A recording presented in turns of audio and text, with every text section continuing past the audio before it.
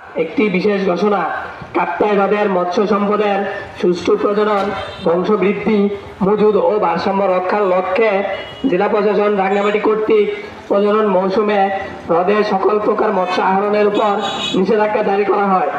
এবছরও 25 এপ্রিল 2026 হতে 31 জুলাই 2026 পর্যন্ত 25 এপ্রিল 2026 হতে 31 জুলাই 2026 পর্যন্ত কাপ্তাই হ্রদে মৎস্য আহরণ, পরিবহন, বাজারজাতকরণ, মজুদ ও শুকানো এর উপর নিষেধাজ্ঞা আরোপ করা হয়েছে। এমতাবস্থায় 25 এপ্রিল 2026 হতে 31 জুলাই 2026 পর্যন্ত কাপ্তাই হ্রদে মৎস্য আহরণ, পরিবহন, বাজারজাতকরণ, মজুদ ও শুকানো হতে বিরত থাকার জন্য সকলকে অনুরোধ করা যাচ্ছে। উক্ত আদেশ অমান্যকারীদের বিরুদ্ধে প্রচলিত বিধি মোতাবেক কঠোর আইনানুগ ব্যবস্থা গ্রহণ করা হবে। আদেশক্রমে ব্যবস্থাপক, বাংলাদেশ মৎস্য উন্নয়ন কর্পোরেশন, রাঙ্গামাটি পার্বত্য জেলা।